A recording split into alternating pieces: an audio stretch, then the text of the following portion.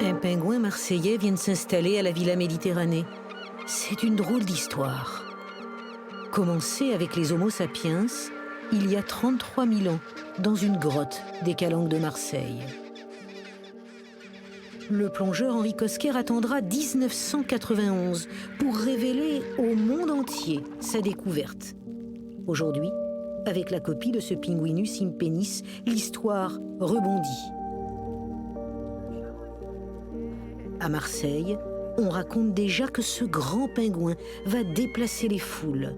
500 000 visiteurs par an attendus. Un grand pingouin que vous n'auriez sûrement jamais vu si, pour sauver le travail des Homo sapiens, d'autres hommes n'avaient pas eu la folle idée de faire une réplique de cette grotte avant qu'elle ne soit engloutie. À jamais. Bienvenue dans le centre d'interprétation de la grotte Cosquer. Bon, mais voilà, c'est le début de l'aventure. Vous êtes témoin du premier module qui est arrivé ici. On en aura 44 en totalité et c'est ces modules-là qui vont permettre à chaque visiteur de découvrir la totalité des parois qu'on a restituées ici.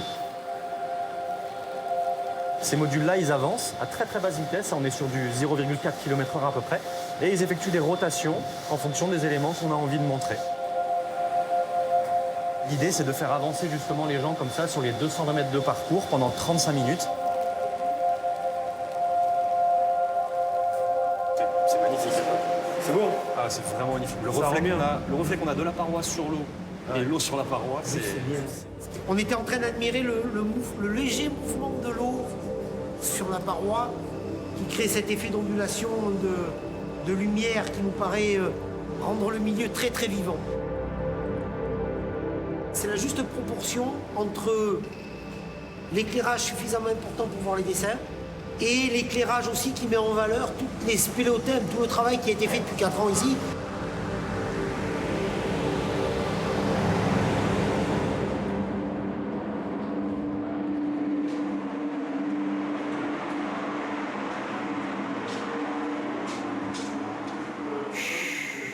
Vous entendez ? Au fond du tunnel, des bruits de voix qui résonnent. Une discussion, mais surtout beaucoup de questions. Voilà. Mais par contre, est-ce qu'on est fidèle à l'esprit? Voilà, c'est ça le plus important. Je crois que si l'homme de Cro-Magnon pouvait revenir, les féliciteraient aussi. Ah voilà, mais on ne le saura jamais ça. Et ça, on ne le saura jamais par contre. C'est dommage. Serait-il content ou pas? Qu'aurait pensé l'homme préhistorique de la copie de son œuvre? C'est difficile de répondre à cette question.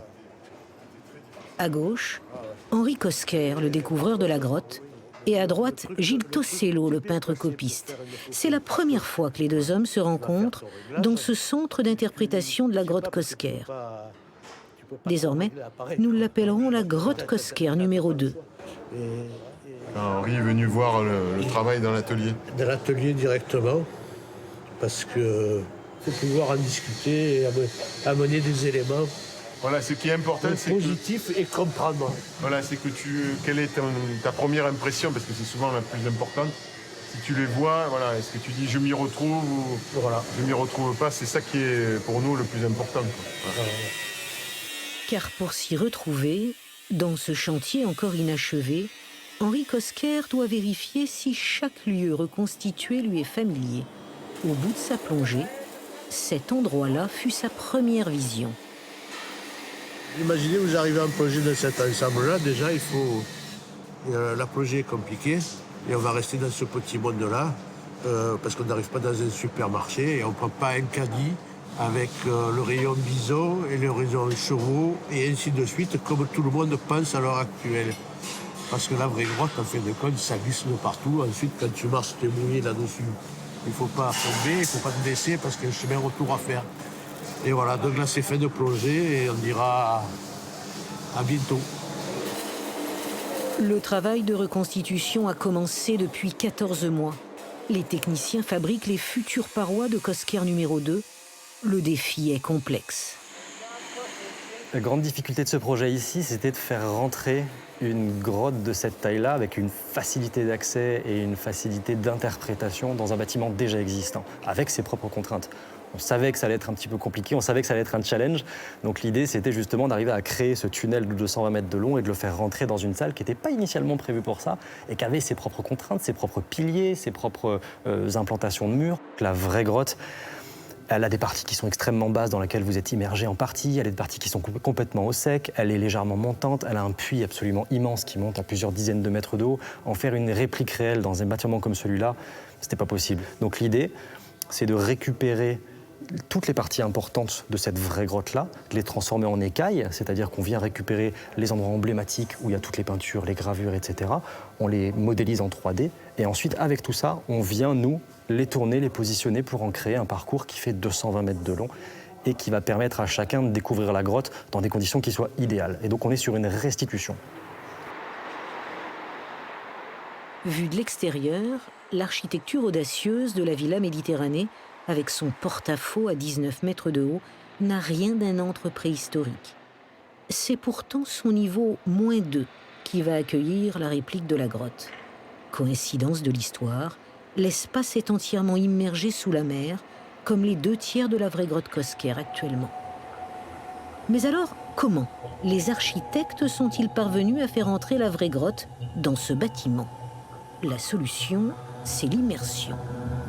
Pour cela, ils ont fait appel à 2 experts en technologie 3D.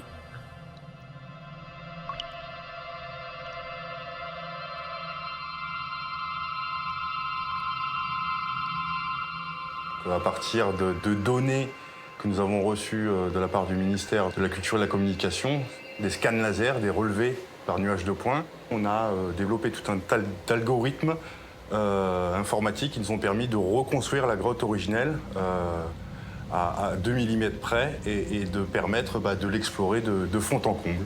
Puisque personne dans le consortium ne l'avait jamais vu en vrai, et notre matière principale pour cette future reconstruction a été ce jumeau numérique de la grotte.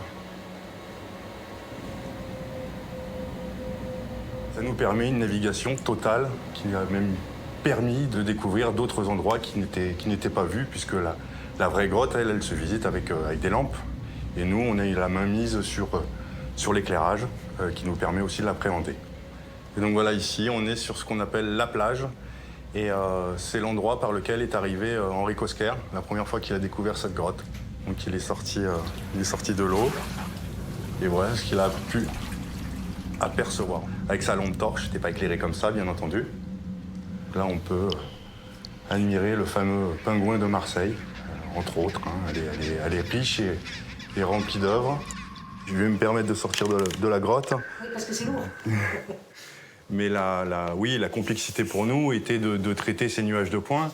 On a l'habitude dans le monde de la 3D de faire des bâtiments, des choses plutôt lisses, mais là on a quelque chose qui est accidenté, rugueux, avec de la matière, et ça c'est extrêmement complexe. À titre d'exemple, ça représentait peut-être à peu près 3,5 milliards de points à traiter. Et tout ça, après ces points, il faut les reconnecter entre eux pour créer ce qu'on appelle ces géométries 3D qui vont donner ces volumes et ces reliefs.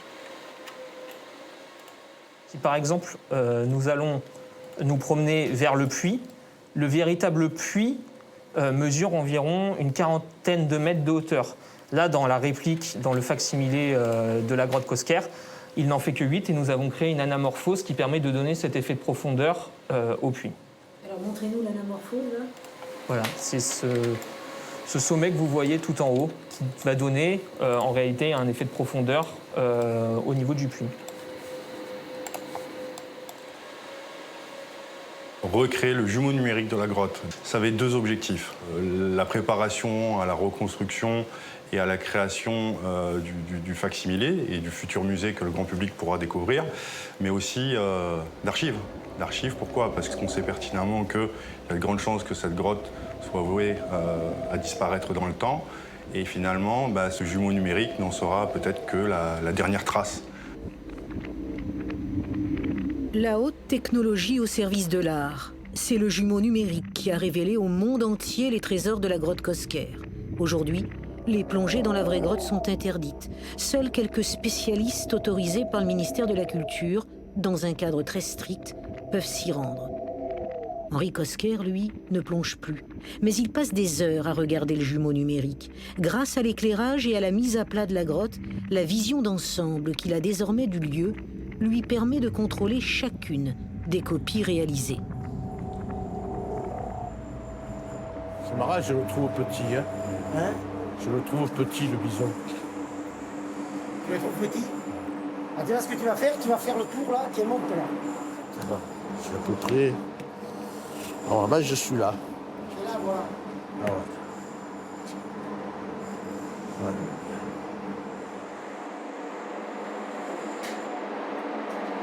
C'est le fait d'avoir de l'espace qui me donne...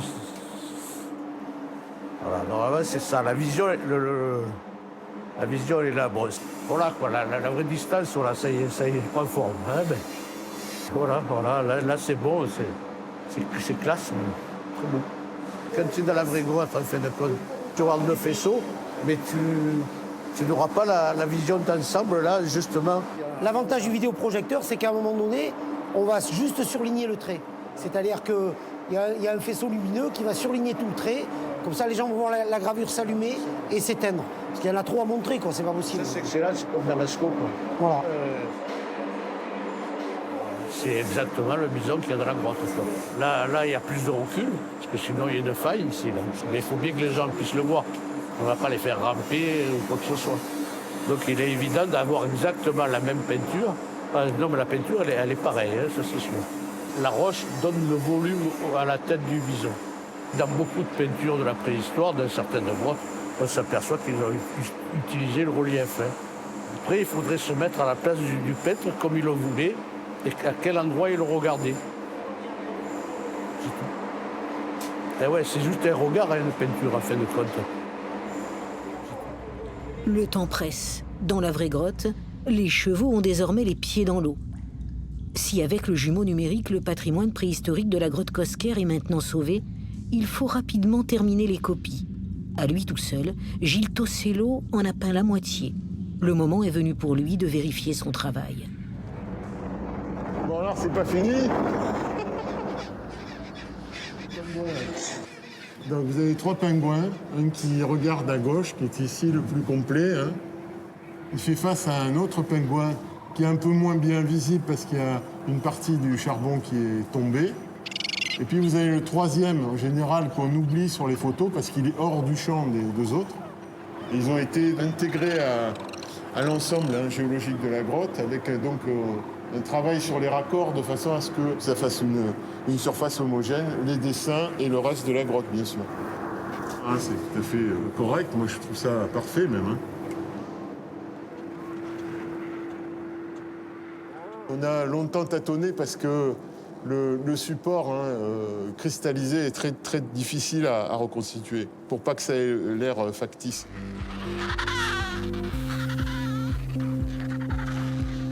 On y travaille pendant plusieurs mois, donc il y a aussi une sorte d'attachement un peu affectif, vous voyez, un peu d'appropriation comme ça.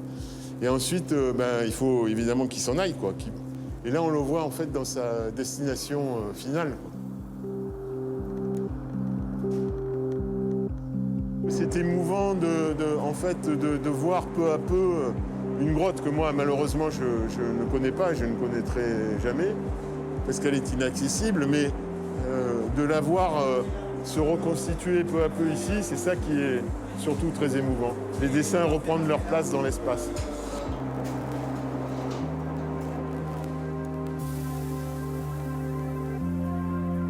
Il y a plus de 500 dessins. Ouais, 500 dessins et gravures dans cette grotte.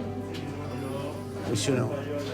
On en a reconstitué, nous, 95%. Ce jour-là, après 14 mois de travaux, Cosquer de la Restitution dévoile pour la première fois l'un de ses plus beaux trésors. Les 3 chevaux définitivement sauvés des eaux. Peints au charbon il y a 18 000 ans, leur reproduction picturale vient juste de s'achever. Ce panneau des chevaux, c'est un des grands panneaux emblématiques de la grotte Cosquer, avec celui des bisons qu'on a vu au début de la visite, et celui des pingouins, évidemment. Ce panneau, c'est un des plus grands. C'est un des plus complexes aussi, puisqu'il regroupe tracés digitaux, peinture au charbon de bois, gravure, tout ça superposé. Alors ça montre aussi l'obsession des hommes de la grotte Cosquer pour certains animaux, comme les chevaux. Les bouquetins, c'est les deux animaux dominants. Donc ça aussi, c'est une des caractéristiques des grottes ornées, c'est-à-dire qu'ils connaissaient plein d'animaux, mais en fait, c'est pas forcément ceux qui consommaient ou ils s'étaient choisis. Donc on peut se poser la question, pourquoi choisissaient-ils certains animaux plutôt que d'autres? Et comme disait le célèbre ethnologue Claude Lévi-Strauss, il y a les animaux qui sont bons à penser et les animaux qui sont bons à manger. Donc c'est pas du tout les mêmes. Donc on peut penser que derrière ces représentations, il n'y a pas que des aspects naturalistes, il y a aussi des aspects certainement symboliques, c'est-à-dire que ces animaux représentent autre chose que ce qui est évident en fait.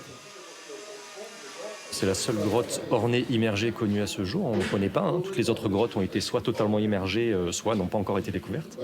Et en plus, elles représentent des animaux marins, ce qu'on ne trouve nulle part ailleurs. Donc là, on a des pingouins, on a des phoques, on a même un homme à tête de phoque, on a des poissons, on a peut-être des méduses, on n'est pas tout à fait sûr. Tout ça avec des animaux, bien sûr, qui sont un peu plus fréquents, comme des chevaux, des bisons, un auroch, des bouquetins, des cerfs, etc., etc.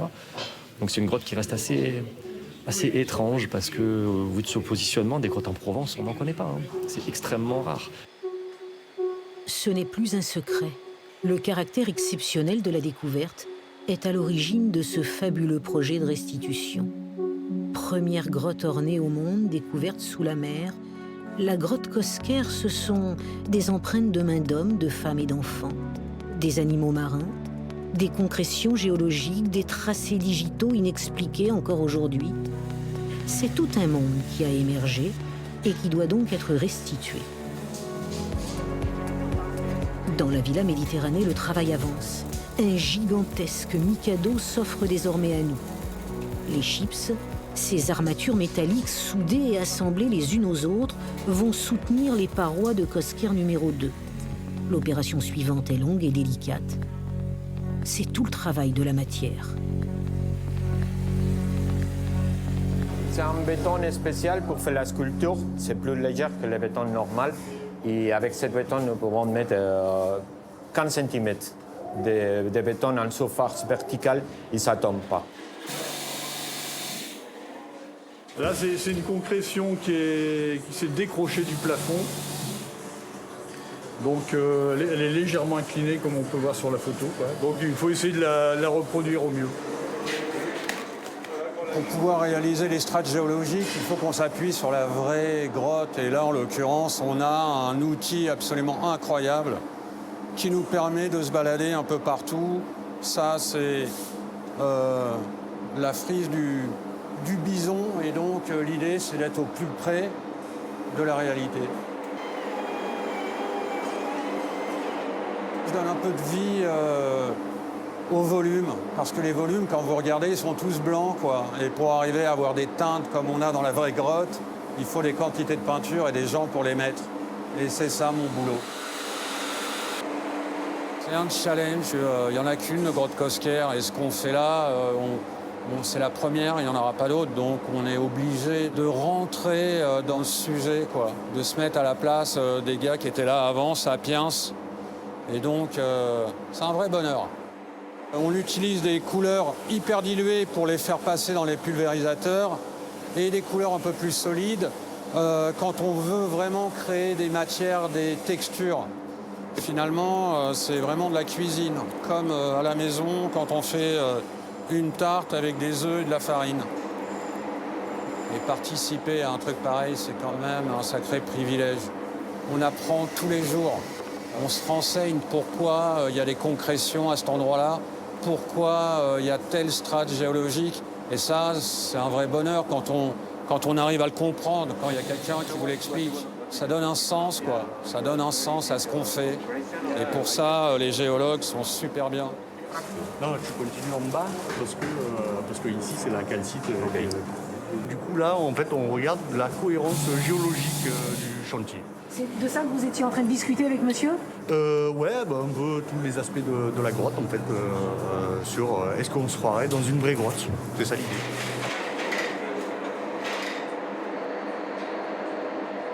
Moi, je suis artiste plasticien, sculpteur. D'habitude, je sculpte le béton.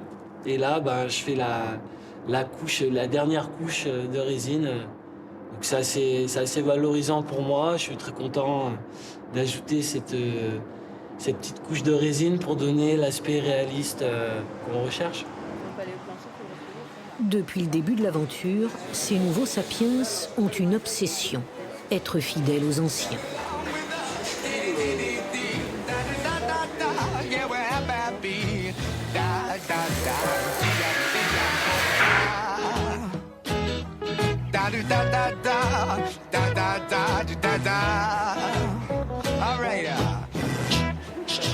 Oh, tu veux jouer samba là? Dans la 4 sur le 3, hein? Henri Cosquer, lui aussi, est infidèle. Ça, c'est son Cro-Magnon, le bateau de la découverte. Pour la restitution, il a voulu le même. Tu vois, le blanc là? Oui, je vois très bien. Ouais. Tu vois à peu près la hauteur qu'il y a. Et après, là, on le descend devant. Tu vois ce que je veux faire? Descendre devant, pareil. Devant, Voilà, il va avoir les mêmes lignes. C'est le bateau original? Ouais, le Cro-Magnon, le number one. Parce que lui, il va s'appeler number 2. On va refaire la cabine exactement la même. Et en visuel, pour les gens, ils verront le vrai Cro-Magnon. Vous pensez que je vais y arriver? T'arrives à tout. Là, on va le remettre à l'eau pour qu'il se réimprègne d'eau et que la coque continue à vivre dans l'eau. Surtout qu'elle ne sèche pas.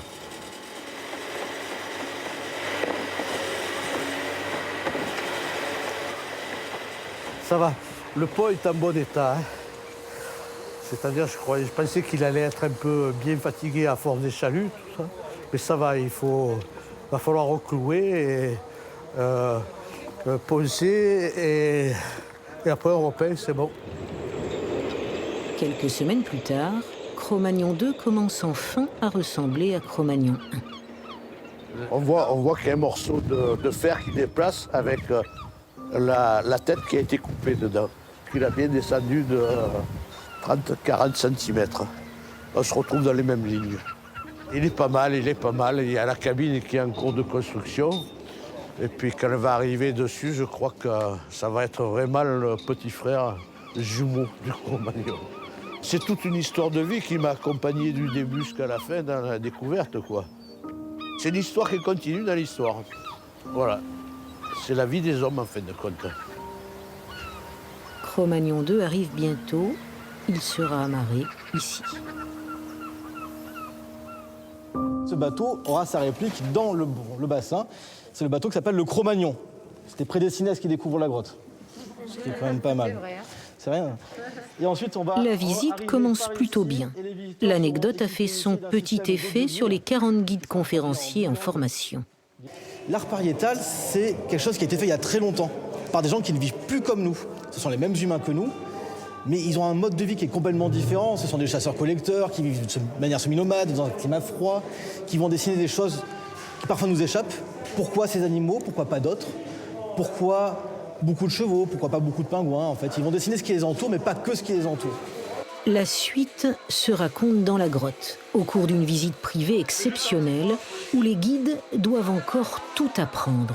Là, vous avez les chevaux, les oreilles, la crinière, hop, le chanfrein et la ganache. Alors, ouais, le dessin noir s'est fait entièrement au charbon de bois de plein sylvestre. C'est ce qui nous permet à nous de dater très précisément les dessins grâce au carbone 14. Le noir, dans l'art pariétal, qui n'avait pas de lumière, il faut s'imaginer qu'on était dans le noir à l'époque, était de l'art. C'est hallucinant, d'une troisième dimension. On va continuer un petit peu pour aller voir d'autres centres d'intérêt. Donc, toutes ces parois, là ce que vous voyez qui est en blanc, c'est brut. À terme, ce sera peint et patiné. Et donc on retrouvera cette teinte orangée de partout sur le plafond qui est autour de vous. Là, de le voir vraiment, de voir l'envers du décor, de participer quelque part un petit peu, c'est assez bluffant, c'est vraiment impressionnant. Hein.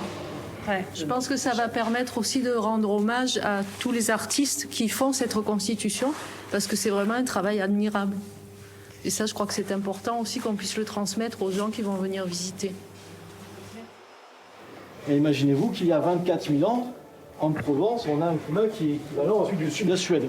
Donc quand on sortait de la grotte Cosquer, on avait une grande plaine. On pouvait croiser dans les plaines les bisons, les chevaux, les aurochs. On pouvait voir dans les calanques des bouquetins, des chamois, des félins aussi, lions des cavernes ou panthérinés qui pouvaient passer par ici. Et tous ces animaux qui ont été représentés seront visibles ici. Il est très expressif. Le but, c'est vraiment aussi de saisir l'attention du visiteur sur des animaux qui ont été observés vivants par les artistes. Et c'est vraiment important d'attirer l'attention du visiteur sur le réalisme de ces animaux et sur le fait qu'on les voit autour de nous, plus aujourd'hui, mais que les gens à l'époque les voyaient autour d'eux. Cette histoire de la grotte Cosquer, c'est un peu une plongée à la Jules Verne en fait. C'est riche en histoire, c'est des histoires multiples. On met le doigt dans l'engrenage d'une petite plongée, on se retrouve plongé dans un monde qui est à la fois très différent et très proche du nôtre. Souvent, on voit ces gens-là comme des grosses brutes épaisses primitives, c'est pas du tout le cas. Et on espère que la visite de la grotte Cosquer et de ce centre d'interprétation, ça va aider les gens à se rendre compte à quel point on a affaire à des gens qui étaient des sociétés préhistoriques qui étaient très développées, qui avaient une imagination sans limite, une manière de représenter des animaux, un art complexe. Et c'est vraiment pas des grosses brutes épaisses primitives.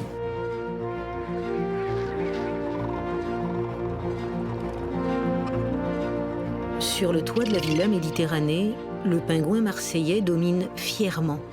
Il peut, car à ce jour, dans tout l'art pariétal du monde, sa représentation est unique.